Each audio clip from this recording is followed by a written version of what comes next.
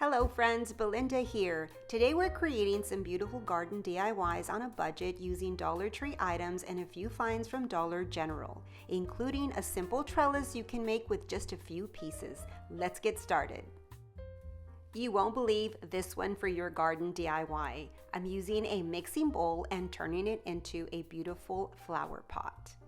Would you believe my inspiration came from this lemon printed plate from Dollar Tree? Yes, it did. I'm gonna start by removing the label from the bowl, then flipping it upside down and creating a few drainage holes. I'll be using my handy drill for this. I found these lemon stickers that I'll be applying to my bowl so it matches my plate. If you're interested, I'll have them linked in my Amazon store. Just click the description box. I've picked out the pieces I want to use, so now I'm just gonna cut them out.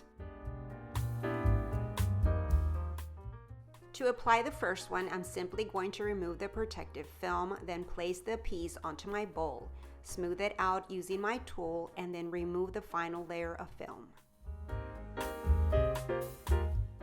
I'm going to repeat the same steps in applying the rest of these stickers. And this is how it turned out with all the stickers on.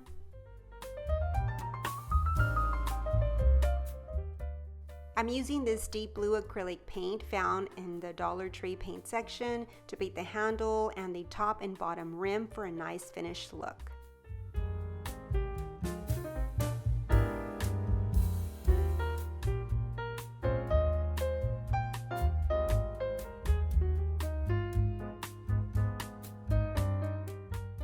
After the first coat of paint dries, I'll be going in with a second coat. This is how it turned out, and now all I need to do is add my flowers.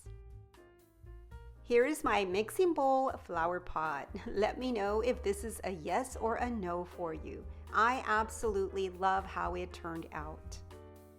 For this next DIY, let me show you how to transform an ordinary flower pot using just a few simple items from Dollar Tree. I'm going to start by using this all-purpose caulk mastic, and I'm just going to spread it around the entire flower pot. I want to make sure to get a thick layer.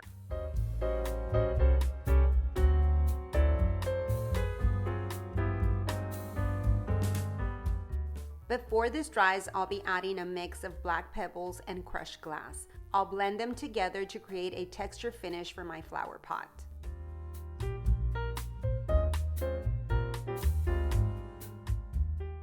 I'm going to start by sprinkling the stone mix onto the pot, covering as much of the surface as I can.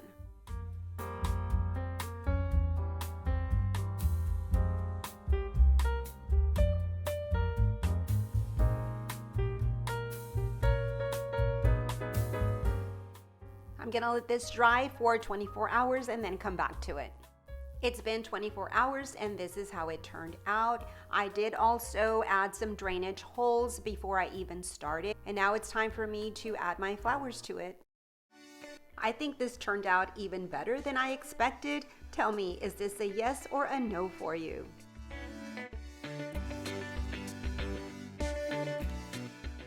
Here's another creative idea to transform a flower pot using decorative paper napkins. I'll be using a white flower pot for this project. I'm going to decoupage the napkin onto the surface, and the first thing that I need to do is separate the two layers of paper by gently pulling them apart. I need to determine how much paper I'll need, so I'm going to place the paper over the pot to get an idea of the size. Then I'll cut the piece I need and start applying Mod Podge by brushing it onto the surface. Next, I'll place the paper over it and gently smooth it out with my fingers.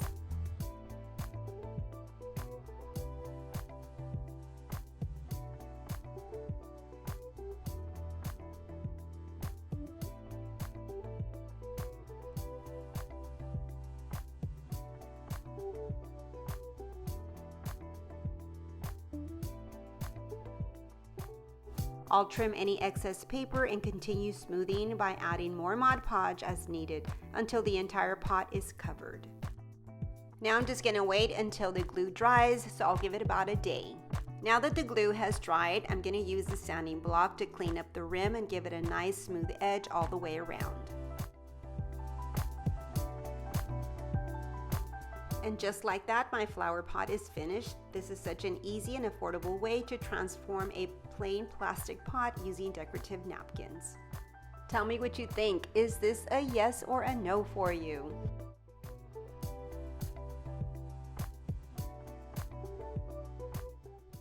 Have you seen these beautiful flower pots at Dollar Tree lately?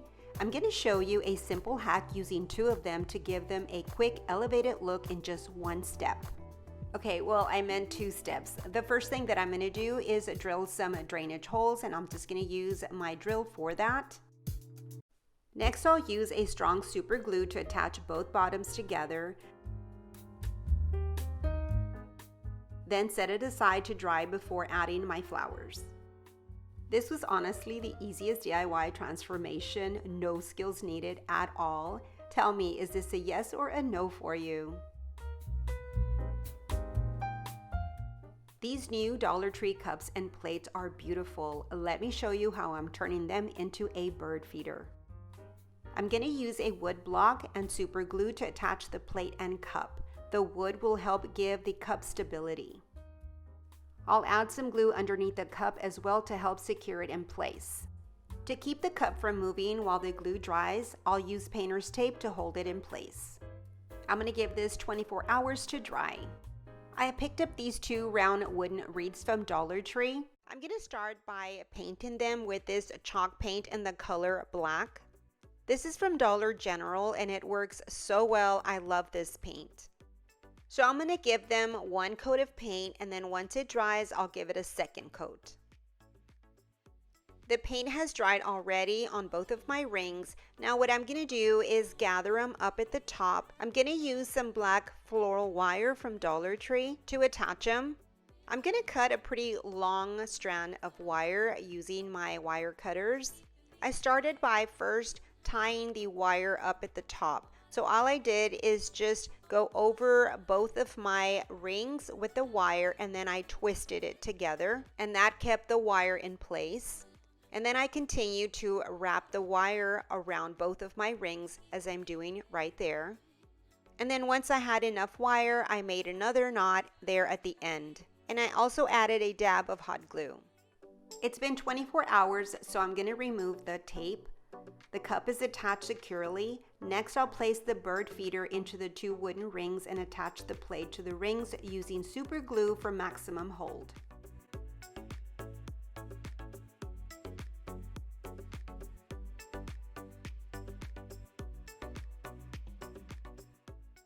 And now I have to let the glue dry before I take it outside. This was so fun to make. I absolutely love how it turned out. Let me know, is this a yes or a no for you? These garden fences from Dollar Tree can be used for so many projects. I have an idea for them. I'll need 4 fences and 4 wood stakes from Dollar General. They're only $1, which is a great price. I'll start by placing 2 of the stakes side by side. I'll mark off about 7 inches where they'll be attached, so I know exactly where to glue them. Then I'll use wood glue to secure them and add painter's tape to keep them from moving while they dry. I'll repeat the same steps with the other 2 stakes.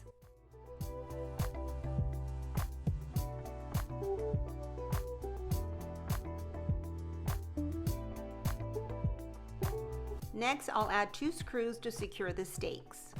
To prevent the wood from splitting, I'll mark the spots where I'm going to pre-drill a couple of holes.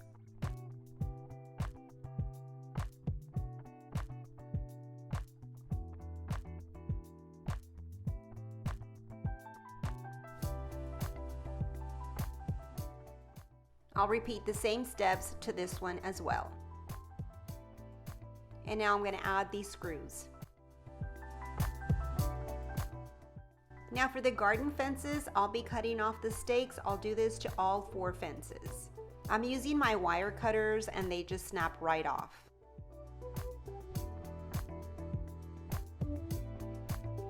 Okay, so I've removed all these stakes from all the 4 fences. These fences come with latches to connect them, but I'll be cutting those off as well.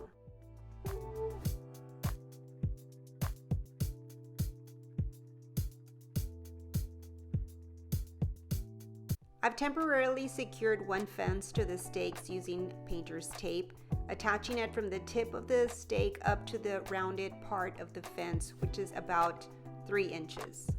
I'm going to space the fences about 3 inches apart and continue securing them with tape until all the fences are in place.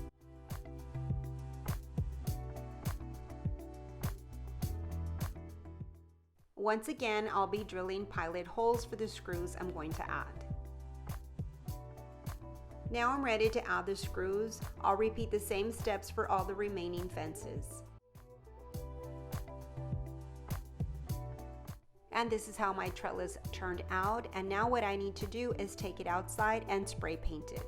I'll be using this ultra matte black spray paint.